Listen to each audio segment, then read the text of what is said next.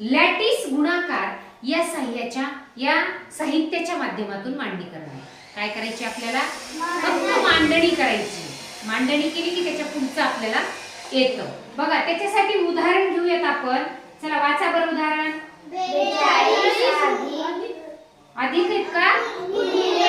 42 गुणिले 25 हे उदाहरण दिलंय मी आणि हे लॅटिस पद्धतीने आपल्याला इथे मांडायचे. कोण मांडते?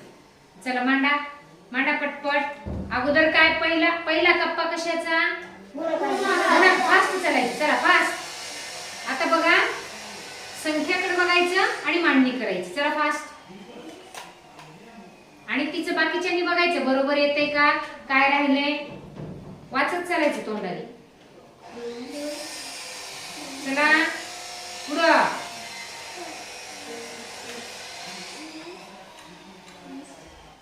बघा बघत चला.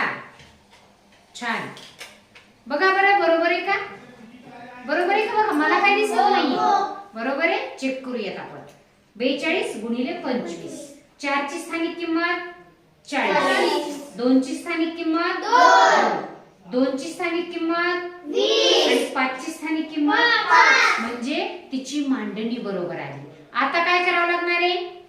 20 गुणिले 40 इथे लिहिणार. 20 गुणिले 2 इथे लिहिणार. बरोबर आहे. परत 5 गुणिले 40 इथे येणार. 5 गुणिले 2 इथे येणार. बेरीज कोणत्या संख्यांची येणार? नवीन या 4 कप्प्याची. बरोबर आहे. अधिक बघा किती? 36 अधिक 48. चल मांडणी करायची मानवी. फास्ट. उदाहरण बघायचं. अरे गुणिले चाललंय ना मग तुमचं पण लक्ष नाहीये. 36 गुणिले 48. चला या संख्यांची मांडणी लॅटिस पद्धतीमध्ये करायची. फास्ट वाचन करत करत करायची. 30 पुढे सांगा. 6. छान. 6 कोणते आहेत बरं? मांडा. ज्याला सापडले त्यांनी मांडून टाकायचं.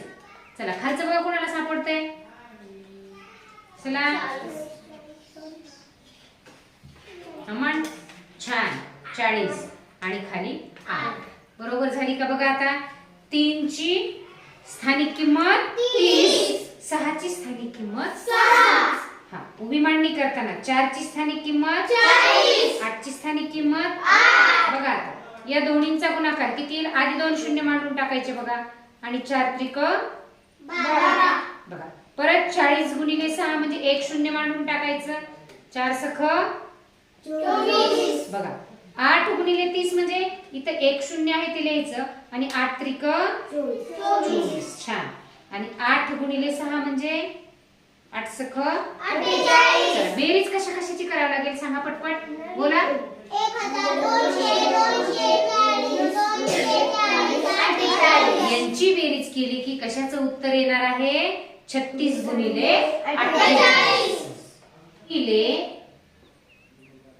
वाचा 56 गुणिले 73. चल मांडा करा. बघा 5 ची स्थानिक किंमत 50. अगोदर सुरुवातीची संख्या बघायची त्यानंतर 6. आता उभी मांडणी. चला 70. Very good. आणि पुढे आहे 3. बरोबर आहे का? झाली मांडणी. आता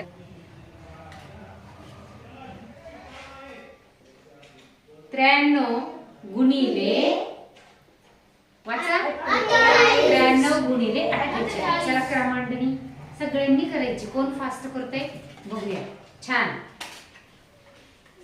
90 पुढे 3. छान. उभी मांडणी.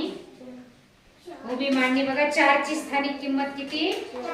छान 40 आणि एकक किती आहेत? ओढाओढी नाही करायची.